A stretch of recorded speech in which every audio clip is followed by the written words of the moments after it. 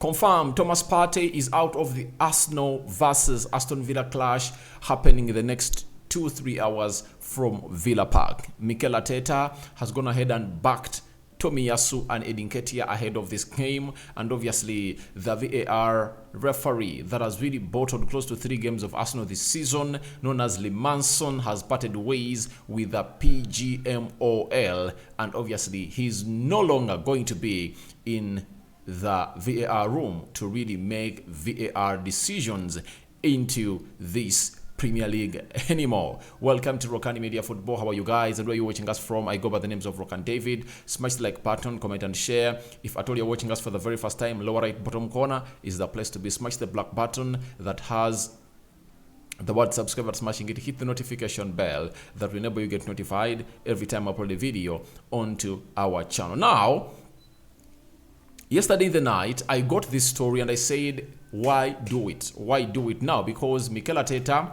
in his press conference, confirmed to us that Thomas Partey needs to be assessed. And I don't know why. It's hard for Mikel Arteta to let us know that he is not supposed to be playing, because it was written all over the world that Thomas Partey's injury proneness is back. He plays 45 minutes against Man City, taken off the field of play because of the ribs. After that, he plays the game of Everton, 58 minutes. He plays the game of Brentford, 90 minutes. He misses out on the game of City, and it shows you that in the last 4 games Arsenal has played, Thomas Partey has missed out on 2, but it's as a result of Mikel Arteta forcing him back when he would have used Jorginho in the game of Everton. That's the problem.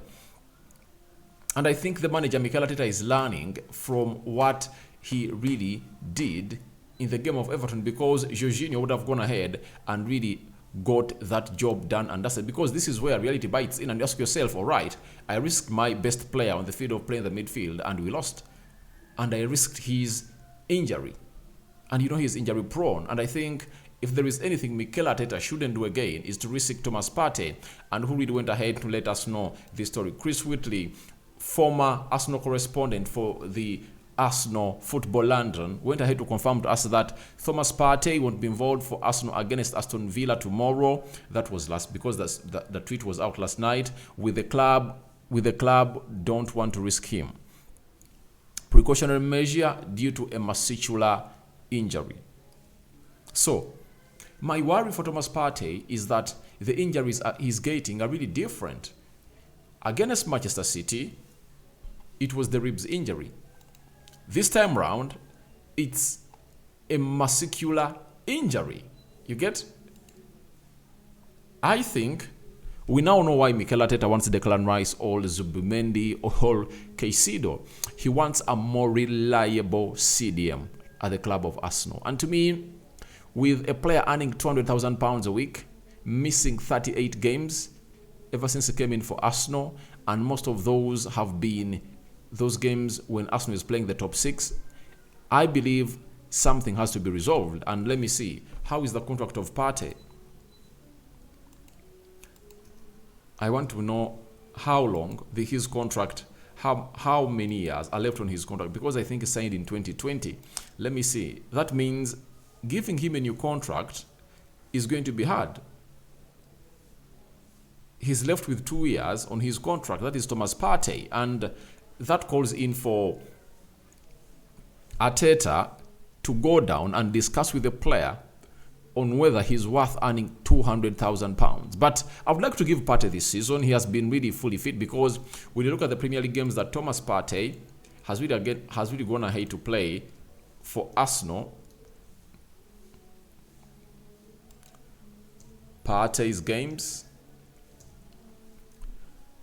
Partey has gone ahead to play 18 Premier League games. Remember, Arsenal has played 22 Premier League games, meaning that he has missed out on 4 Premier League games, and I think today is going to be the 4th. Not so? I think this season has really gone ahead to do a little bit better, because when you look at last season, if at all we are to see here, in the entire season he played 24 games for the Premier League in the Premier League of Arsenal. You get? I think this time round he can even average 30 games for Arsenal in the Premier League. That would be bad for him, but as a manager, Mikel Arteta, it sends you down into a worry mode, because you just know that things aren't really going to go the way they're supposed to be, because missing out on your targets, man. Sorry, on your main piece in the midfield jigsaw, you can't really think of really giving him a contract of earning such and such amount of money. But I think they are nearing to getting a solution to the injury problems of Partey. As you see, he went ahead to play those number of games last season, 24, and is 6 games away from equaling the number of games he played last season. And I believe with Arsenal left with 16 games, I think he can play some 12 to make 30. If I can play 30 Premier League games every season for Arsenal, I think that will be a very huge boost for the club of Arsenal. And then the man responsible for coming up and really telling us how Thomas Partey is out of the game of Man City. Remember, this came early, known as Team News, and he's called Team News Antics. He has gone ahead and told us that Thomas Partey did not travel to Birmingham. Emily Smith-Rowe did. Now, even when the team was traveling from London to Birmingham, because that's where Aston Villa is, Thomas Partey was not part of the traveling squad. He was not part of the traveling squad. So it's confirmed that Thomas Partey is out of this game of Arsenal. But the boost is, this time round, Emily Smith-Rowe is involved. And when you hear the name Emily Smith-Rowe, I think he's going to be so much important for the title charge of Arsenal. Why? No midfielder at Arsenal has an eye for goal more than this guy. You might talk about Bukayo Saka, you might talk about Martinelli, you might talk about Odegaard, you might talk about who else? Xhaka. No one has an eye for goal like this guy. Do you know why? He's composed and he can shoot from anywhere. He can shoot from outside the 18 box area. He has a good curling effort in the 6 box area of the opponent. He has an assist on him, and he's the most direct player Arsenal has got. And I feel like I'm repeating myself because I've said this 10 times, but I won't stop saying it because Emily Smith-Rowe is a different kind of player that Arsenal have missed this season. I believe even that game of City, Smith-Rowe coming on through gives you a chance for the goal because he takes risks. That's the beauty of him. And he comes in at a very good time that Mikel Arteta knows how good this player is and how the club of Arsenal needs him ASAP to get them to where they want to go. The title charge is on Thomas Partey, not traveling with Arsenal, Emily Smith-Rowe in. That confirms to us that Thomas Partey has went ahead to add himself onto Gabriel Jesus and El Nini. Those are the 3 injured players that Arsenal are really having, but Jesus is just a week away from returning to the group training sessions, and all your prayers should be no setback is attained by this player, because if he comes in through Partey comes in through Emily Smith-Rowe available, I think Arsenal will be unstoppable. It will be unstoppable, and I think with Partey in, Jesus leading the line, if Arsenal goes with that team away at Etihad, I think in April, I think Arsenal win that game. And I'm expectant of a tit for tat. You won it at my home at Etihad. I'm winning it at your home. Sorry, you won it away at Emirates. I'm winning it at your home at Etihad. I think it's going to be a tit for tat. But that calls for Jorginho to come in through, and I think I enjoyed Jorginho in the game of Manchester City. If I told you watched my player ratings, I made him my man of the match. I see him having a very good game. And Arsenal fans are going to go ahead and really like Jorginho more and more, because this guy is the perfect fit for this Arsenal side. That's it. So guys, thank you very much for watching in through. Let's get into another story of Mikel Arteta coming out and really talking about Eddie Nketiah. He was talking to the Mirror and he had the following to say about Eddie Nketiah, a man who missed 3 chances that would have given Arsenal a lead against City. The most difficult thing is to score goals, but Eddie produced a penalty that could have been a goal. He could have scored a hat-trick, and then we are talking about something else. Unfortunately, he did not. And so we have these debates. So, you know, when the manager comes to the media, he has to protect his players. That's why he's talking about that he's hinting about a hat trick and then bringing a penalty. But he brings that penalty when he missed the most important part of the goal that would have put Arsenal ahead. Who knows how City would have reacted if at all Arsenal was a goal ahead of them? Do you know what that means? Them opening up, not to wait for Arsenal to come, to attack them. That would have really opened up spaces for Arsenal to act fast. And you never know, they would have gone ahead to score the second one. I think Mikel Arteta is trying to send a message to Nketiah that you can't miss out on such chances if you want to be an Arsenal player. And I usually saw Sir Alex Ferguson doing such things to such players, selling them in the summer, because if you can't capitalize onto such chances in a title decider, Ferguson would go fuming. That's why one time he kicked a boot and hit the right upper eye of David Beckham, because he doesn't want nonsense. You get? He wants you to play every game like a finale. And I think in the dressing room, Mikel Arteta was fuming at this guy, telling him, please, 3 chances and you don't score.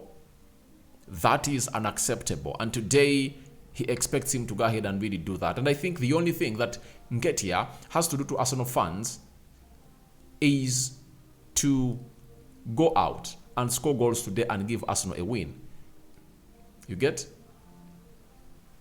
In the game of Man City, he got chances, he never scored. Today, if at all he gets any chance, he should score. And secondly, he shouldn't think of really a selfish effort every time he gets the ball. He needs to think of cutbacks, squares, and crosses, and reverse passes, because they are not inevitable in the game of football. You get? It's written nowhere that if at all you do it, it's really going to be something hard and punishable.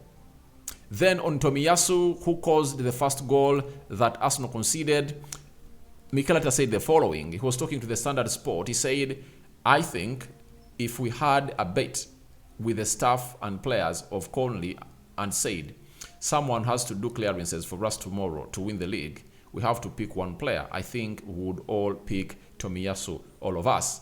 And this is what I based on in my predicted 11 to let you know that Tomiyasu is starting the game today, because the manager has a lot of belief in him. Thomas Partey has really dropped off. And if you are to weigh in the entire game of Tomiyasu, apart from that mistake he makes, that really puts Arsenal behind City,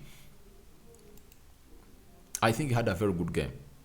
What really tainted his game was that mistake he made and the giveaway he did for a side known as City at the Emirates. But I think he had a very good game, and it shows you how much trust the manager really has in him. Because because after the game, he hinted about Tomiyasu having not been seen by Mikel Arteta for 7 years doing a back pass. So he has a lot of faith in him, and I believe it's really going to be so much important. But another story that is really ending the day is all about Lee Mason has been really suspended from VAR. That is a story confirmed by the PGMOL that VAR, Lee Mason is leaving the PGMOL and will no longer officiate in the Premier League. It is understood Mason is departing by mutual consent a week after making a mistake in Arsenal's 1-1 draw with Brentford. Arsenal were really a team that was supposed to get a point. Arsenal was a team that were really supposed to get a point, 3 points from that game of Brentford, and they would have gone through the game of City with 6 points ahead of City. But Lee Mason just gone ahead to bottle their season. That is it. And now, as it stands, Arsenal are level with City. Even if Arsenal lost to City, they would have been 3 points ahead of them. You get? But Lee Mason went ahead to officiate badly. He forgot to draw the lines. Yet, the player who hits the ball to Ivan Toney to head it the back of the net was offside. He was offside. So, as it stands, Arsenal fans were calling for a very big action on him. The action has been put onto this man and is no longer part of the PGML. And I think it's a breather, but it really shows you that one decision by the referee can cost a team. Mikel said about this in the pre-match press conference ahead of the City game, and he said the only way he can give Limassol and PGMOL is if at all they can get them back the 2 points. If at all they can't get them back the 2 points, then there is no need for them to say they are sorry, because it's a past event that can't be rectified. As far as results are concerned, you are going to suspend him or really evict him out of the PGMLO, but Arsenal doesn't have its points. So guys, what are your thoughts about Thomas Partey out of the Aston Villa clash? Arteta backing Tomiyasu and Nketiah, then the indefinite suspension of Limassol, who bottled the Arsenal game at Emirates versus Brentford. Thank you guys for watching it through. Your reactions are welcome in the comment section below. Rokani David remains my name. May the Almighty Lord bless you abundantly. I think we are returning with the matchday live of Arsenal versus Aston Villa at Villa Park. That's where the game of football is happening, and I think Arsenal fans are really ready. They want the title charge back, and I believe Arsenal is winning 3-0 or 3-1. Thank you for watching in through. And one thing about Aaron Ramsdale, there is no goalkeeper in the Premier League that has kept most away clean sheets than him. He had 7, and I think Arsenal is the best performing team away and at home. But they've kept very many clean sheets away from home. At home, they only kept 2 clean sheets against Newcastle and against Nottingham Forest. Today, are they keeping the 8th clean sheet away from home? We wait and see how that is going to unfold. I'm out.